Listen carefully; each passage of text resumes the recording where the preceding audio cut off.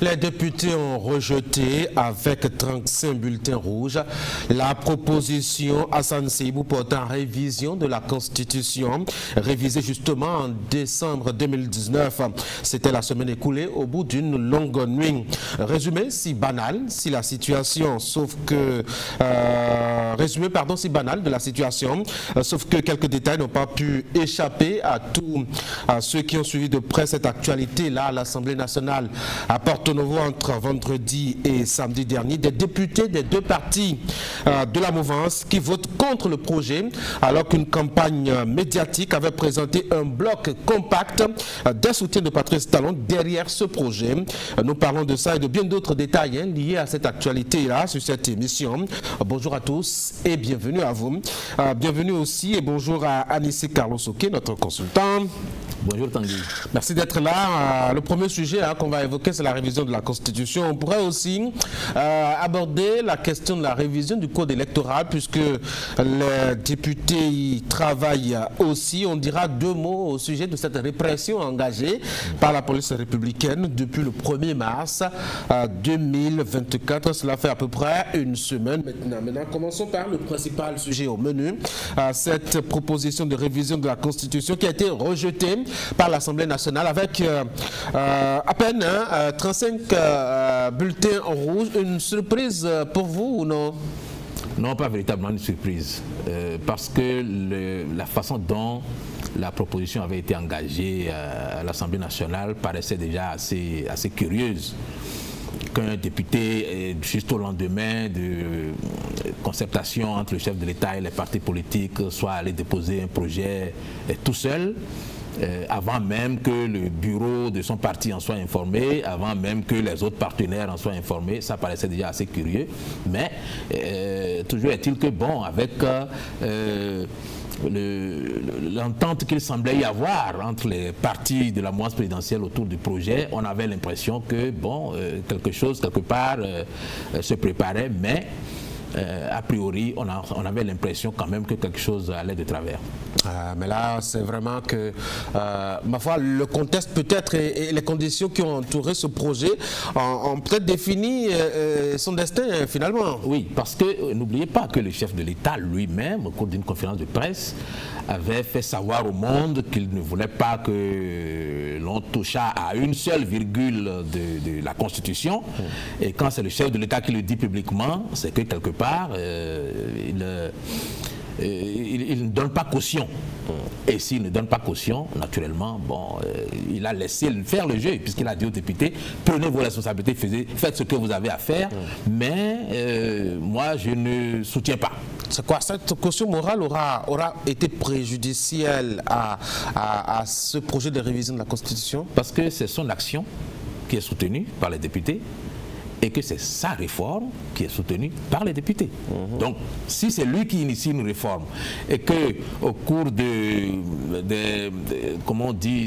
actes qui sont posés dans le cadre de cette réforme, il y a des choses à corriger, et que lui-même se désolidarise de la correction qu'il y a à faire, c'est que quelque part, il y a un certain nombre, une majorité de députés qui, à mon sens, n'étaient pas prêts à voter, mais qui ont fait une formalité juste en sachant par avance que la majorité de blocage que constituaient les députés LD fera le nécessaire pour que ça ne passe pas.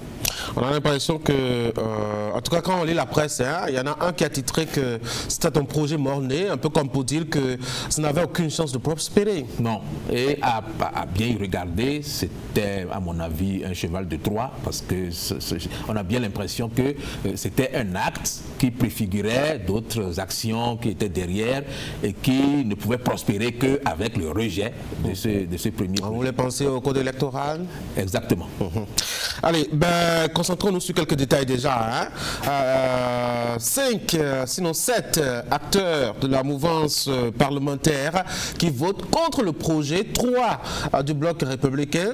Le bloc républicain qui est porteur du projet, en tout cas parti politique du porteur du projet, et puis 4 de l'UPR qui avait quand même promis fidélité à son frère jumeau. C'est quand même curieux, non?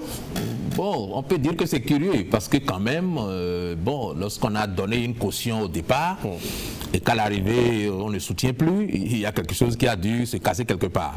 Mais moi, je considère que, bon, comme nos députés n'ont pas de mandat impératif, il leur revenait d'avoir à voter selon leur conscience et que chacun, en évaluant ce qu'il gagnait, ce qu'il perdait en votant ce projet, à cette proposition du moins, a choisi de voter en son âme et conscience.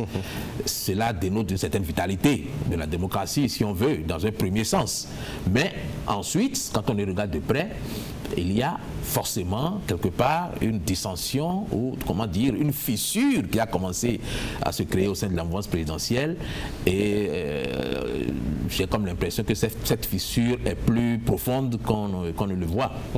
On va voir si véritablement cette action, c'est pas si c'est d'humeur ou ce repositionnement peut-être de certains députés peut être de longue durée ou si cela peut avoir quelque impact sur la solidité et le trait compact de la mouvance parlementaire à l'Assemblée nationale. Mais est-ce que le profil de ceux qui ont voté contre est évocateur de quelques éléments sur la scène politique que ce soit? Quand on observe un peu ceux qui ont voté contre, c'était Lazare Sekoito par exemple, qui a quand même été ministre de Patrice Talon, mais dont on ne voit plus la silhouette du tout alors sur la scène politique nationale. C'était Malick Gomina, dont on connaît un peu l'influence sur le terrain, appartenant au bloc républicain.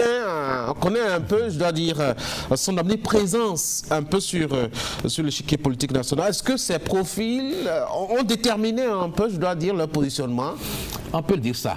On peut dire ça parce que, bon, vous n'avez pas cité les autres, mais pour les oui, deux, évidemment, il y en a bien d'autres à Bonbonnon, etc. Oui. Pour les deux que vous avez cités et que nous connaissons parfaitement bien, on peut dire qu'ils ont voté en fonction de leurs convictions et des principes qu'ils ont toujours défendus. Lazare Sekoito a toujours eu des convictions très fortes et il ne s'est jamais caché d'un certain nombre de choses. Et Lazare Sekoito, déjà il y a quelques semaines, lorsque la question de la révision s'est posée, il n'a pas hésité à dire qu'il y a des choses plus importantes que ça à faire.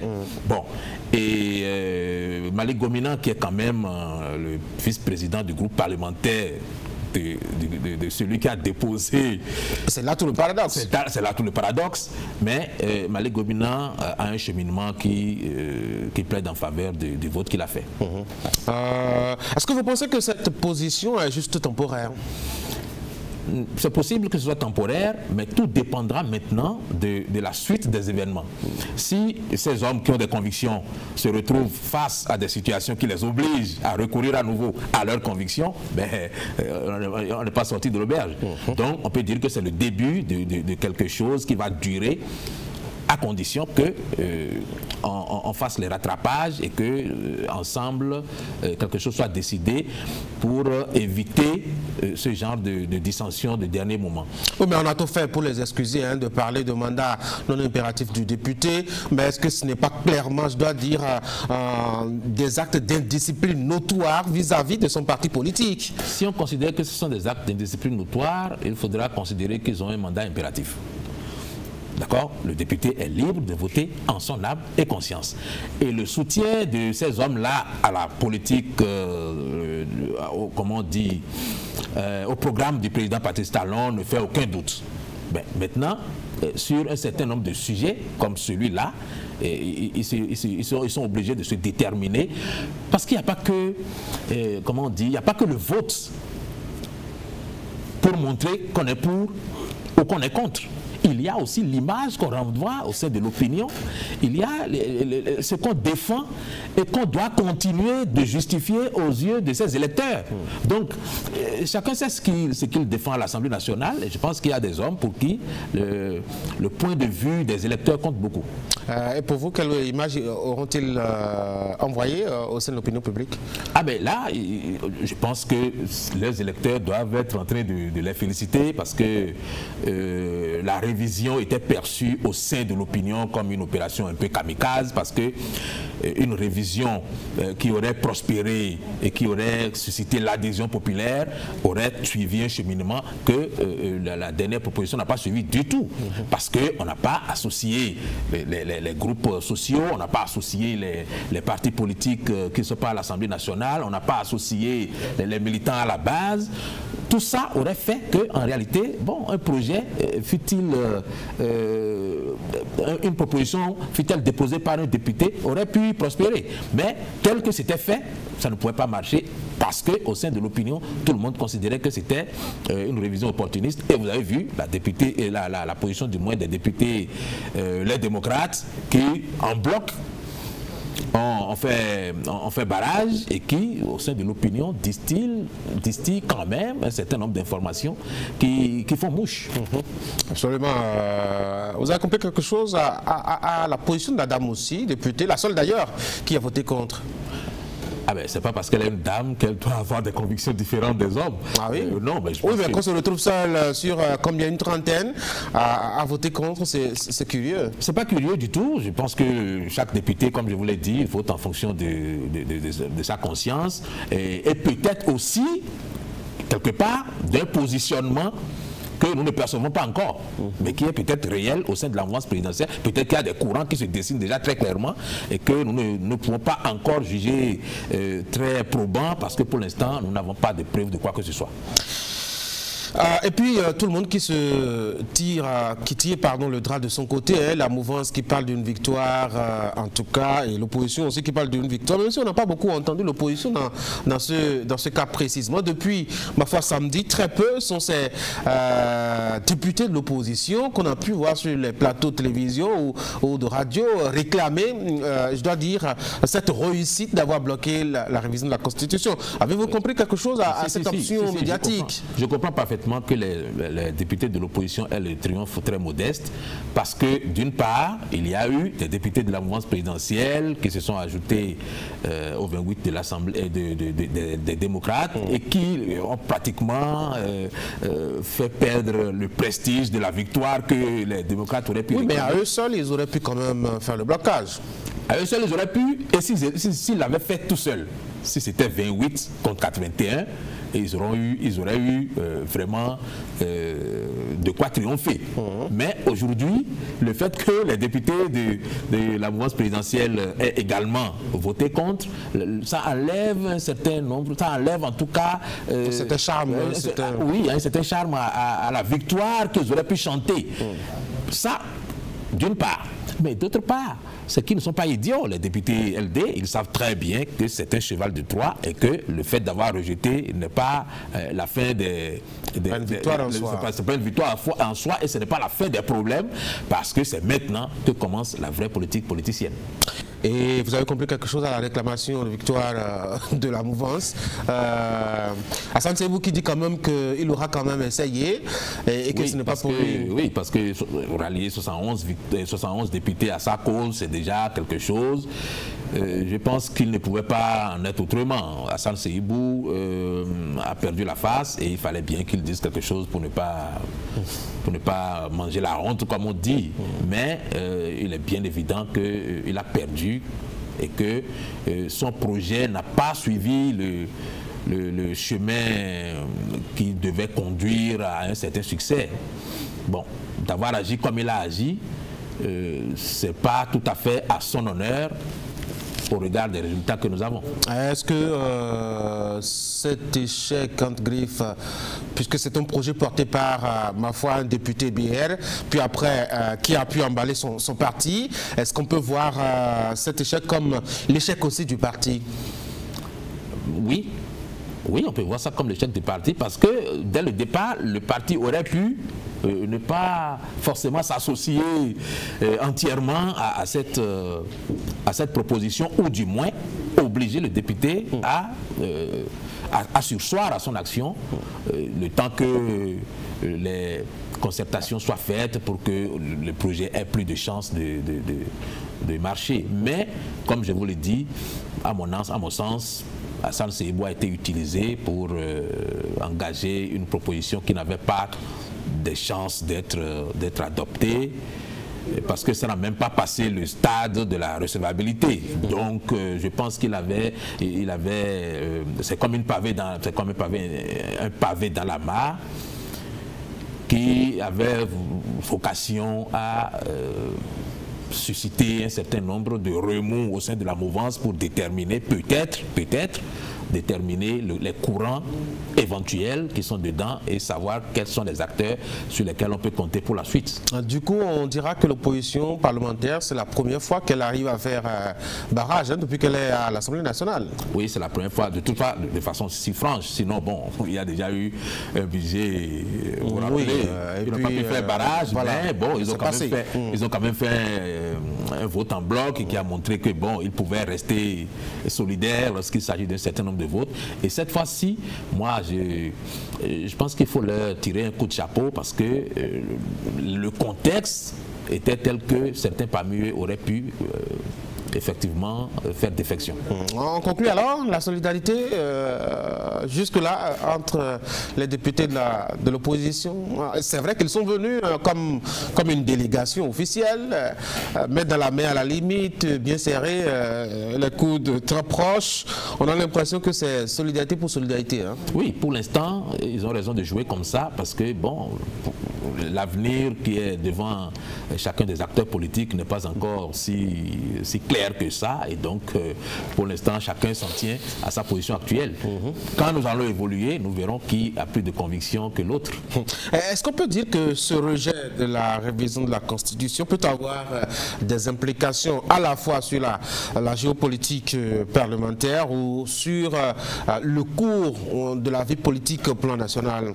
Il est certain qu'il y aura un après, un avant la proposition Hassan Seyibou et un après la proposition Hassan Seyibou, parce que j'ai le sentiment que plus rien ne sera véritablement comme avant, parce que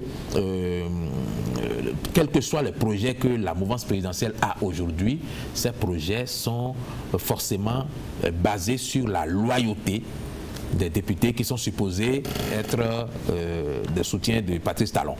Or, en fin de mandat constitutionnel, il n'y a rien de plus fluctueux, il n'y a rien de plus ondoyant ou de plus insaisissable que la loyauté d'un député qui soutient la mouvance présidentielle. Est-ce qu'il faut craindre une réaction, à défaut d'être puni par le parti politique respectif, est-ce qu'il faut craindre peut-être une réaction de la majorité présidentielle qui exclut de fait ou dans les tractations ces députés qui se sont abstenus de voter pour? Mais parmi les députés qui se sont abstenus, je ne les connais pas tous, mais parmi eux, il y en a qui sont maîtres de leur terrain. C'est-à-dire qu'ils sont maîtres de leur fief électoral. Et donc, quand quelqu'un est maître de son fief électoral, il faut faire attention à l'exclure. On est obligé de compter avec lui, même si il affiche des positions. Oui, mais en politique, nul n'est indispensable. Et puis, on a vu quand même un certain nombre d'acteurs qui étaient fort influents dans leur domaine, dans leur secteur, dans leur circonscription électorale, mais qui n'avaient pas été positionnés. Ça n'a pas empêché leur liste ou la liste de leur parti de récolter les nombres de voix qu'il fallait pour profit, je dois dire, du parti pour le décrochage de sièges à l'époque. C'est un risque à prendre par un homme qui maîtrise son fief. Un certain Valentin Houdet, à une certaine époque, était inamovible et pouvait se permettre de ne pas être d'accord sur un certain nombre de choses. Donc, quand le terrain est maîtrisé, on peut se permettre d'être libre en fonction des rapports qu'on a avec ses électeurs. Et donc, pas de réaction, de représailles possibles à votre avis? Non, je ne vois pas trop comment il pourrait y avoir des représailles si la mouvance elle-même ne veut pas se faire à la Kiri. C'est vrai que 2026 n'est plus loin, donc il faut travailler à rester solidaire, à éviter les frustrations et les contradictions qui pourraient davantage creuser, je dois dire, la distance entre les acteurs de la mouvance. On verra bien ce que ça va donner. En attendant... Il semblerait même qu'il y ait déjà eu des réunions avec le chef de l'État, notamment, au cours desquelles il n'y a pas eu de récrimination, il n'y a pas eu de procès contre qui que ce soit, parce que ce n'est pas le moment, justement, de créer des dissensions au sein de la mouvance présidentielle. Il faut plutôt essayer de rassembler les hommes, quoi qu'il arrive. On a toujours prêté à Patrice Talon ce sentiment de monsieur assez revanchard, en tout cas qui a l'habitude de prendre sa revanche sur les situations sur lesquelles il perd souvent le contrôle.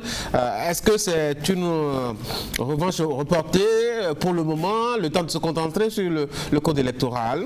Le code électoral peut être déjà une occasion de revanche. Ah oui, pour Patrice Talon? Oui, parce que pour les informations qui sont distillées ça et là, il semblerait qu'on se prépare à corser la note pour que les partis qui n'ont pas au moins 20%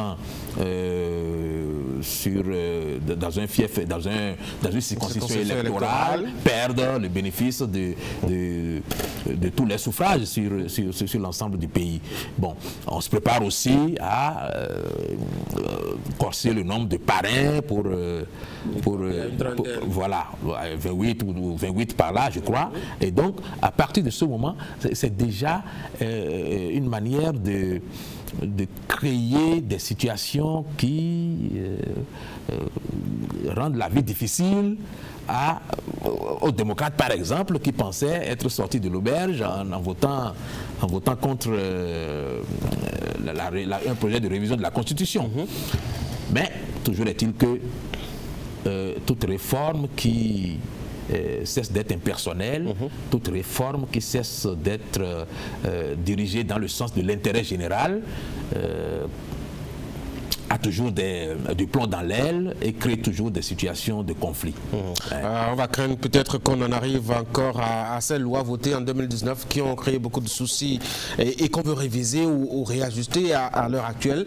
Je dois préciser en tout cas à nos téléspectateurs que nous enregistrons cette émission un mardi, le jour même où les députés sont annoncés pour se retrouver à l'Assemblée nationale pour aborder justement cette révision du code électoral. Ça va pouvoir se passer de façon très facile pour la mouvance, parce qu'il y a une large majorité. Quelqu'un disait même, un peu comme pour ironiser, que le PR à lui seul pouvait quand même faire tout changer avec ses 55 ou 53 députés, ma foi, à son actif. Oui. Aujourd'hui, le plus dur a été fait et tout ce qui reste est plus facile parce que la mouvance présidentielle n'a plus besoin de majorité qualifiée.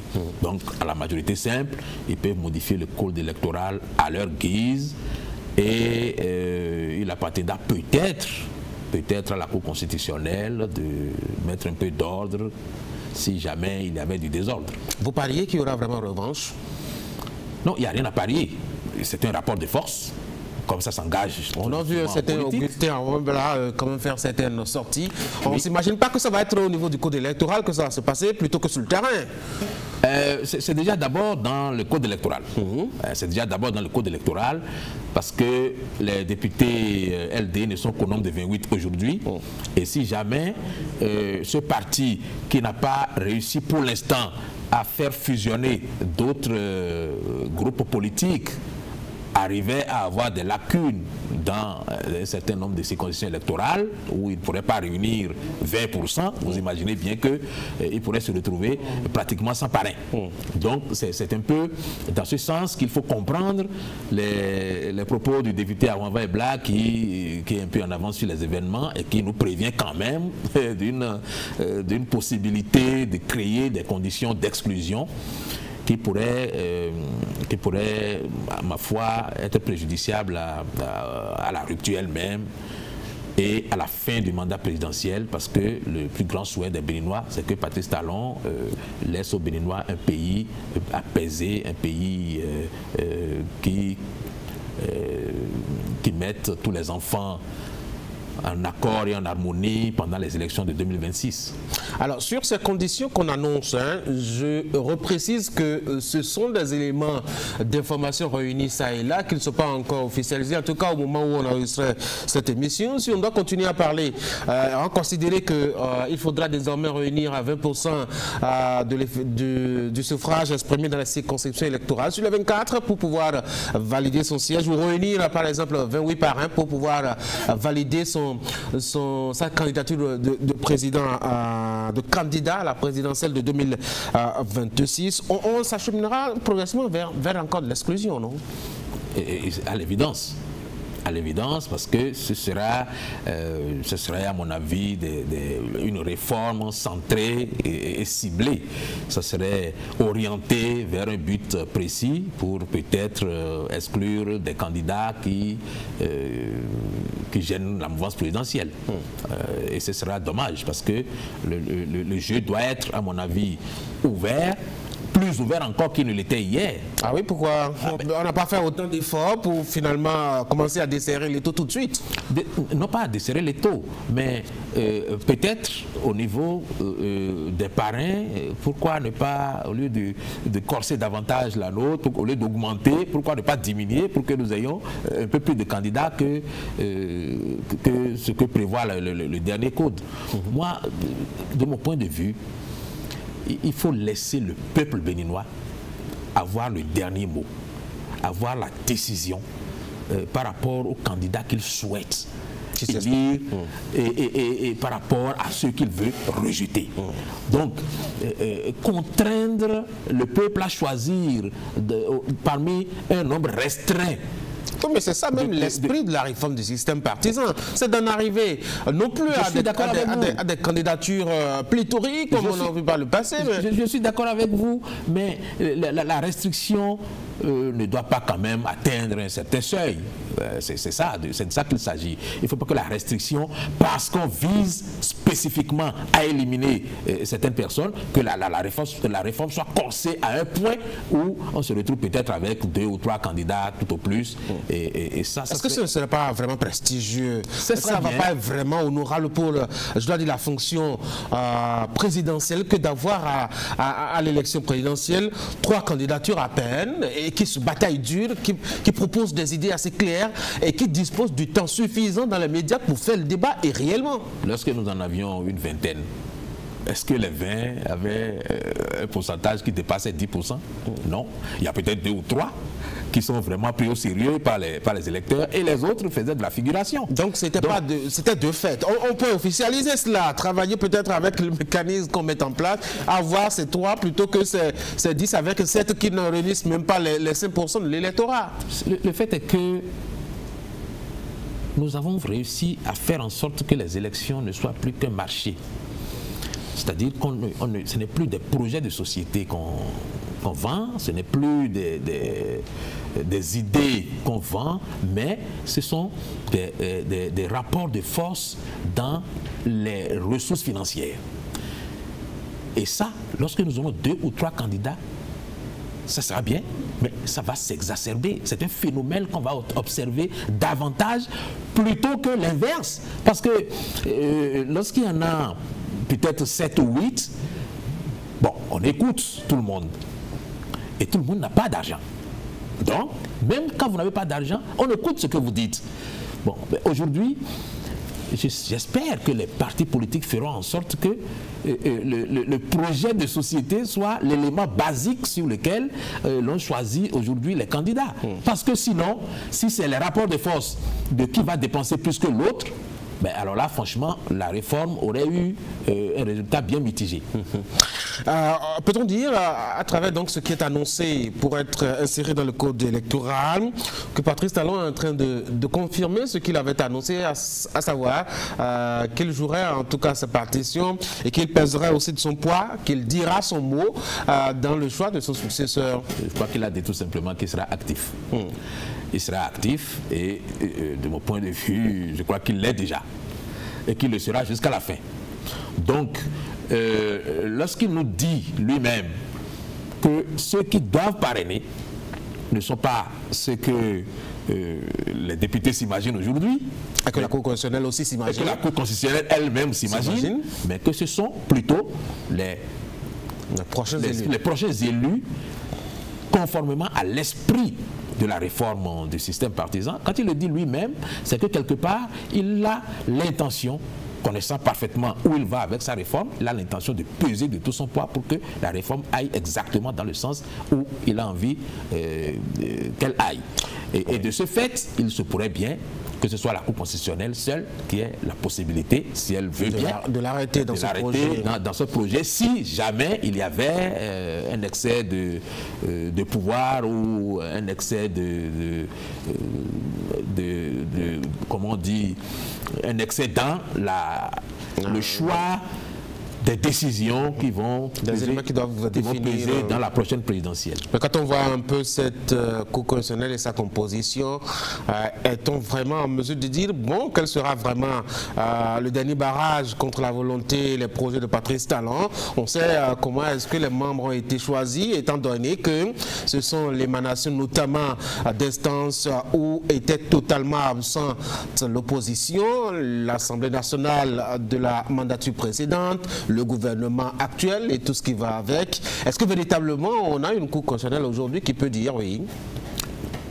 Alors ça dépend de la conscience avec laquelle chacun des membres de la Cour constitutionnelle aborde sa mission. Et ce n'est pas parce qu'on est d'un bord très proche, ce n'est pas parce qu'on est de la famille du président, ce n'est pas parce qu'on est de la mouvance présidentielle qu'on perd toute conscience. Donc moi, je considère que nous avons au sein de la Cour constitutionnelle des personnes qui, en écoutant leur conscience, peuvent effectivement peser très lourd dans les choix qui vont se faire pour la présidentielle de 2026. Il y a un problème que l'on ne soulève pas. Il y a que l'autorité de la chose jugée pourrait être aussi un prétexte si, dans le fond, véritablement, les députés en arrivaient à chambouler tout le contenu du code électoral. Oui, l'autorité de la chose jugée n'empêche pas de retoucher à la loi, à condition que ce soit pour rétablir une justice, pour rétablir une situation de justice. Tout à fait, oui. Or, nous ne sommes plus du tout dans ce cas de figure avec les innovations annoncées, qui sont en train d'être annoncées. Et c'est pour ça que je dis qu'il appartiendra à la Cour d'être un véritable arbitre, mais cela n'empêchera pas non plus, même si on fait ces propositions-là aujourd'hui et que ça passe, la Cour constitutionnelle peut les rejeter. Si elle les rejette, ça n'empêche pas que les députés fassent en sorte, d'une part, de satisfaire aux exigences de la Cour constitutionnelle, quitte à attendre un certain temps pour reprendre complètement l'initiative de la loi, puisque ce sont eux qui ont l'initiative de la loi.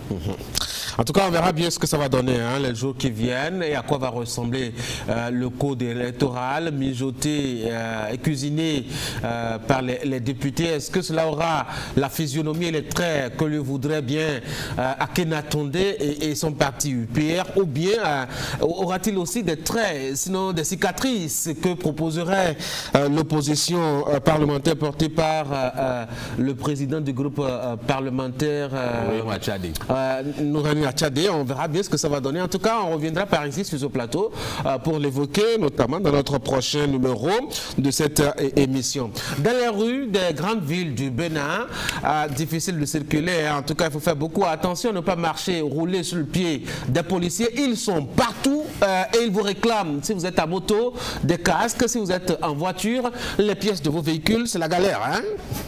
C'est la galère, effectivement. Mais c'est une galère qui me paraît nécessaire.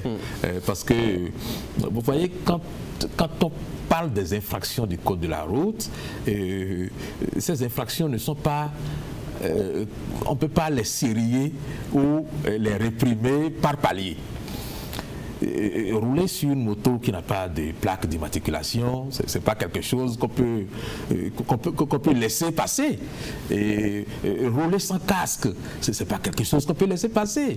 Ne pas rouler dans son couloir de circulation, c'est pas quelque chose qu'on peut laisser passer. Rouler avec un véhicule qui n'a pas de pièces, qui n'a pas de visite technique, qui n'a pas d'assurance, c'est pas quelque chose qu'on peut laisser passer. Vous voyez, rouler dans un véhicule où on ne met pas la ceinture de sécurité, c'est pas... Donc, vous savez, j'ai entendu un homme politique dire récemment que nous allons trop vite, que nous sommes pressés. Mais quand on prend ce domaine précis du code de la route et des infractions qui sont liées au code de la route, je crois qu'on ne peut pas faire autrement que d'agir tel que ça se passe aujourd'hui. C'est un peu contraignant. C'est un peu gênant. Mais quand j'ai passé dans la circulation tout à l'heure, je me suis rendu compte qu'il y avait un véritable changement déjà par rapport aux habitudes que nous avions il y a quelques jours seulement. Donc, nos compatriotes savent c'est pas qu'ils ne savent pas. Ils savent qu'il y a des infractions. Ils savent que tous les jours, ils sont en infraction. Ils savent que tant que les gendarmes et les policiers ne sont pas derrière chaque Béninois, bon, on peut tricher en attendant que les problèmes commencent, si bien que il faut toujours que la répression commence avant que les gens se mettent... Est-ce que ce n'est pas là le problème? C'est-à-dire, la répression commence. Si on sait que c'est une faute, il ne devrait pas y avoir une date pour commencer la répression. C'est parce que la répression a manqué que c'est accumulé ces fautes que vous aviez décrites, par exemple. Ou, ma foi, on peut avoir une moto qui n'a pas d'immatriculation, qui n'a pas de phare, qui n'a rien du tout, dont le propriétaire et le conducteur peuvent rouler sans casque, etc., au point même de renverser le policier sur la route, etc. Quand on a toléré tout cela pendant longtemps, on ne se réveille pas un matin pour mettre la pression autant qu'ils le font sur les citoyens. Non, en fait, ce sont des problèmes que nous avons traînés sur plusieurs décennies, qu'on essaye de régler aujourd'hui.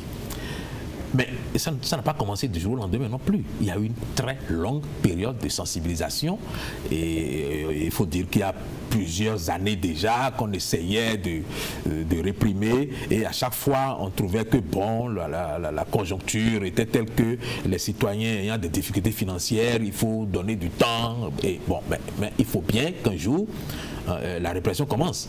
Et c'est pour ça que moi, je trouve que ce qui se fait aujourd'hui était nécessaire pour que tout le pays puisse changer par rapport aux infractions de la route. Doubler par la droite est une habitude tellement naturelle aujourd'hui qu'on a l'impression que c'est comme ça que ça doit se faire. Vous voyez? Donc, il faut que ça se fasse. Moi, je regrette tout simplement que on ait l'impression, au sein de l'opinion, que c'est encore l'un des moyens par lesquels on vient pour faire les poches, pour soutirer de l'argent aux concitoyens. Mais ça c'est contraignant parce que ça en a tout l'air, on a l'impression. Ça en a tout l'air quand vous n'êtes pas à jour.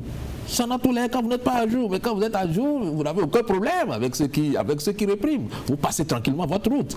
Et moi, je regrette simplement que ça ne soit que l'affaire de l'État. C'est-à-dire l'affaire de la police et du gouvernement. Qu'aucune organisation de la société civile ou même aucun parti politique n'entre dans la danse pour dire... Ils sont occupés par le code électoral d'abord. Ah, vraiment, ça, c'est quelque chose de positif et nous devons tous y adhérer. Sensibiliser les populations à comprendre que c'est pour la vie, ne serait-ce que pour la vie des nombreux citoyens que nous perdons chaque année du fait des infractions commises au code de la route, ne serait-ce que pour ça, ce que fait le gouvernement est formidable. Regardez tout ce qui se passe lorsque, dans une manifestation publique, il y a un seul mort. À ce moment-là, tout le monde se rend compte qu'une vie est très précieuse et que vraiment, une vie perdue est une vie de trop.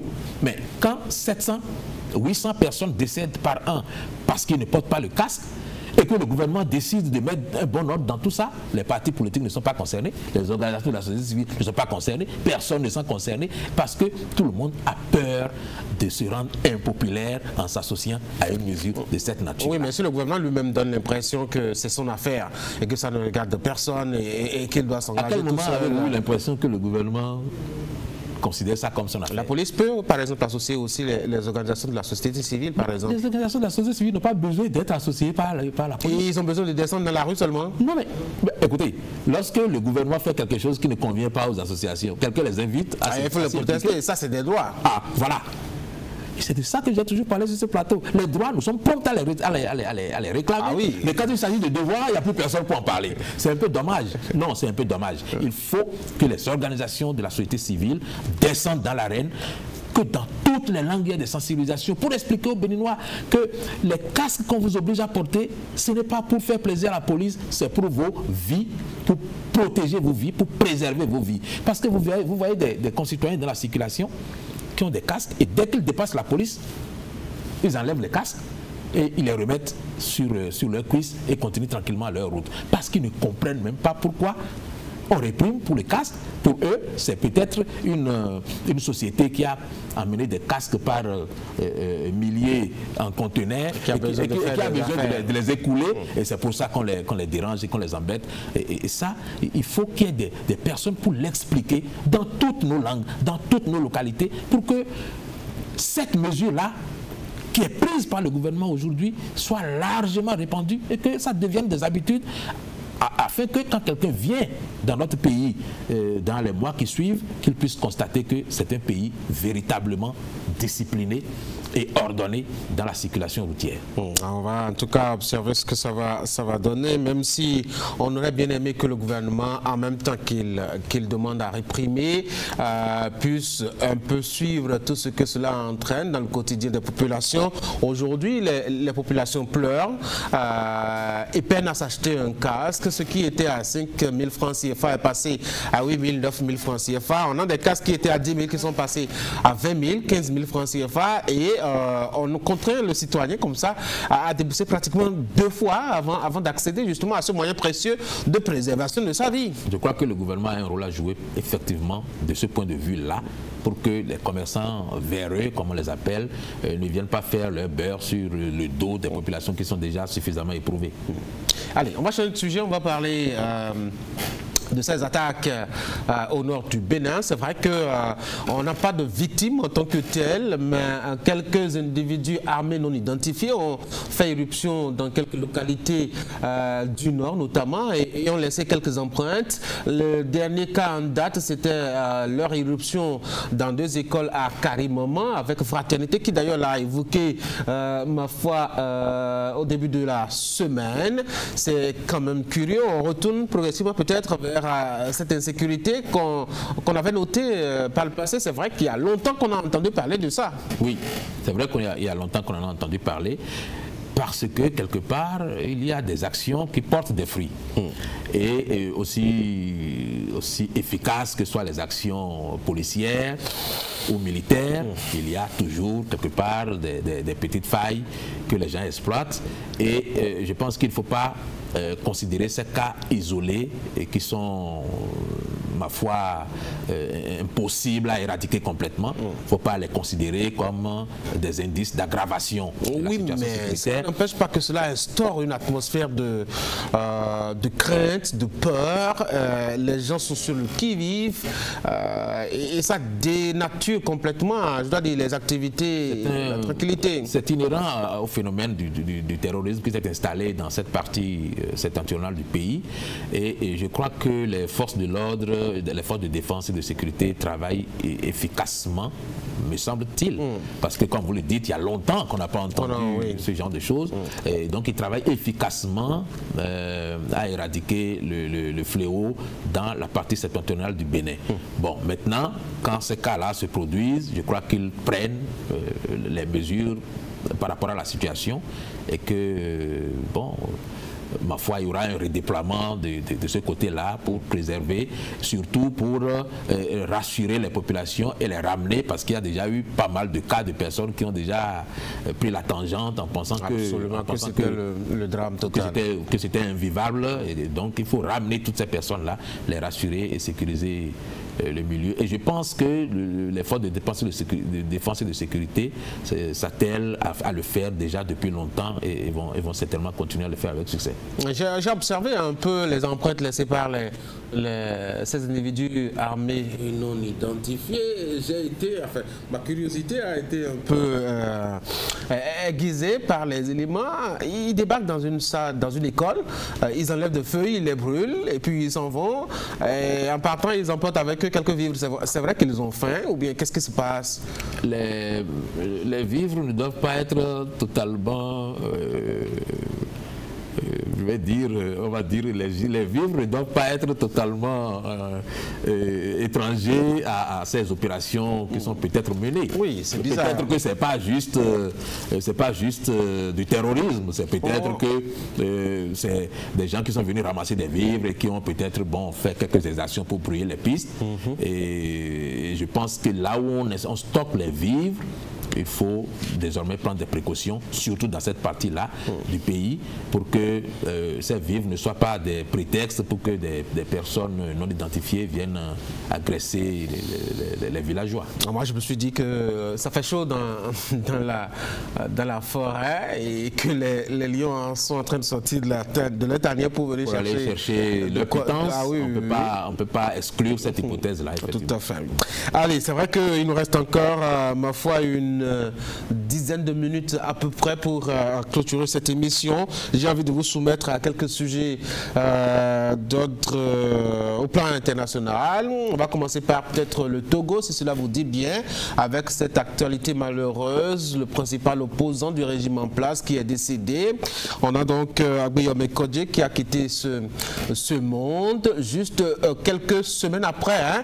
Je dois dire son soutien assez important. Monseigneur Podro qui a aussi marqué la scène politique nationale de son pays en s'opposant ouvertement, ce prélat-là, au régime politique en place. C'est une perte pour le Togo, doit-on dire? Oui, toute personne d'un certain niveau de popularité ou d'un certain niveau de responsabilité qui disparaît est une perte. Tout citoyen d'ailleurs, c'est une perte pour sa nation. Oui, mais encore plus les personnes qui incarnent quelque chose et qui rassemblent du monde autour d'eux. Bon, alors moi je pense que ce n'est pas le fait d'être en exil qui l'a tué. Non. Bon. Et même s'il avait été au Togo, peut-être qu'on l'aurait évacué et qu'il serait mort de toute façon à l'étranger. Mais ce qu'il faut souligner, c'est peut-être le fait qu'en tant qu'opposant, il n'ait pas eu à vivre dans son pays, parce que ce que prônent les lois démocratiques, c'est le combat d'idées, c'est le combat de... comment on dit, de l'alternance, et que, quoi qu'il puisse arriver dans un pays, il ne devrait pas y avoir de raison pour que certaines personnes se sentent obligées de s'exiler. Bon, mais en dehors de ça, je considère que si l'opposition, dans sa façon de faire de l'opposition, sort également du cadre réglementaire et légal, il y a effectivement matière à créer des frictions, parce que, je l'ai dit plusieurs fois sur ce plateau, quand l'État est parfois obligé de réagir et d'être violent, c'est parce qu'en face, il y a des gens qui ont utilisé des méthodes qui ne sont pas tout à fait légales. Bon, on va prier et pour que dans tous nos pays, que ce soit au Togo ou ailleurs, les moyens de lutte utilisés soient pacifiques, et que les responsables qui dirigent les États dans la sous-région puissent également utiliser des méthodes qui favorisent l'épanouissement du citoyen et l'alternance au pouvoir. Bon, donc, le cas Agbeyome, c'est un cas symptomatique. Bon, il est mort en exil en même temps que Monseigneur Podro, qui est une icône au Togo, qui a un destin particulier en tant qu'homme politique. Et ces deux hommes se sont éteints. Le Togo les pleure et nous allons prier avec eux pour qu'il n'y ait plus d'autres personnes de cette nature-là qui perdent la vie à l'étranger. Bon, en tout cas, c'est ce qu'on va souhaiter pour le pays. Et on va dire peut-être que le régime a perdu son principal opposant. Il doit se soulager. Ça, c'était une épine. C'est une façon de voir les choses. Moi, je pense qu'il y a eu des périodes épiques avec des opposants plus radicaux que ne l'a été. Oh oui, on en connaît quand même l'autre qui est du même village pratiquement. Bon, donc, non, ce n'est pas l'opposant le plus radical que le pouvoir ait connu. Ils sont faux. Mais c'était le dernier en date parce qu'il avait participé à la dernière élection présidentielle et il revendiquait une victoire qui n'était pas évidente non plus. Elle a poussé même le bouchon jusqu'à former son gouvernement, etc. Voilà, c'est d'avoir poussé ce bouchon-là loin, d'avoir continué d'emboucher la trompette du président élu qui l'a rendu célèbre et qui fait qu'aujourd'hui, bon, on parle de quelqu'un qui, parce que c'est quand même un homme qui a grandi, qui s'est épanoui à l'intérieur de ce régime-là, de ce système-là, et qu'il prétend combattre aujourd'hui. aujourd'hui. Bon, donc voilà, l'un dans l'autre, c'est vrai que c'est quelqu'un qui avait au soir de sa vie, essayer de défendre un certain nombre de choses, mais il n'était pas non plus la personne la plus adulée, parce que pour ce que je sais, les mouvements et associations qui se font autour de son nom ne regroupaient pas une majorité des enfants du pays. En tout cas, on va lui souhaiter d'avoir un repos éternel apaisant.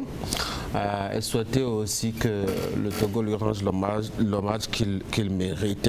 Je ne sais pas si ça vous dit, on a encore 3 minutes pour boucler cette émission. Je ne sais pas si ça vous dit. Ce sujet-là, la France qui célèbre depuis lundi une première dans l'histoire de l'humanité.